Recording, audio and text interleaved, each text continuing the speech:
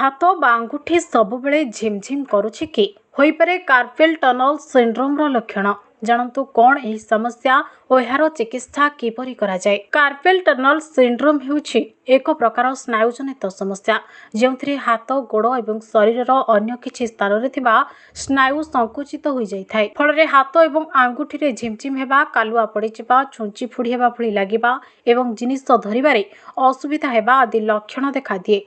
जदि हाथ झिमझिम बा कालुआ पड़ जाउथाय तेबे एहाकु साधारण समस्या न भाबे डाक्तरक परामर्श करनेबा उचित। तेबे चलंतु जानिबा एही कार्पेल टनल सिंड्रोम कौन और एहार चिकित्सा जरूरी कहिंके।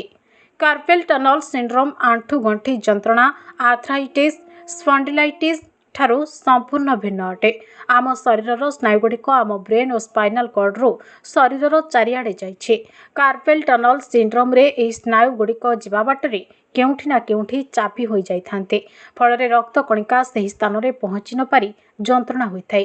प्रथमरु यह विशेष किछि लक्षण देखा देइ न थाय, किंतु बहुत दिन धरि स्नायुटी चापी होई रहिबा फଳରେ यह हाथ आंगुठी गुड़िक झिमझिम लागिबा, कालुआ लागिबा, पोको चलिबा भଳି लागिथाय एवं समस्या अधिक हेले जिनिस पत्र मध्य धरिबारे असुविधा भଳି लक्षण देखा देइथाय। एमिति आम शरीरर अनेक स्नायु अनेक स्थान रे कम्प्रेस होई पारे, किंतु हाथर रिस्ट रे एही समस्या सबुठु अधिक देखा दिए। खास करी महिलांको क्षेत्र रे एही समस्या बेसी देखा देउछि।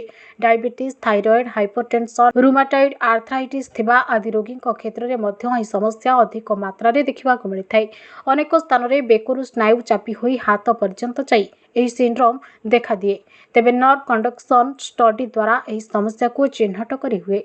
आजिकाली अल्ट्रासाउंड माध्यम रे मध्य एही समस्या विषय रे सठिक भावे जानि हेउछि।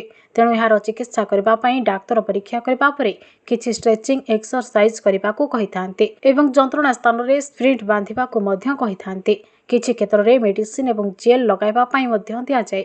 या व्यतीत जदि अन्य कोनोसी समस्या पई रोगींको ठारे कार्पेल टनल सिंड्रोम देखा देउछि तेबे सही प्राथमिक रोग को नियंत्रण रे रखिबा पई डाक्तर मेडिसिन दियंती। जदि मेडिसिन रे सेते भलो काम करू नाही तेबे एक नॉन सर्जिकल ट्रीटमेंट माध्यम रे नर्व को फ्री करबाकू पड़ी थाय।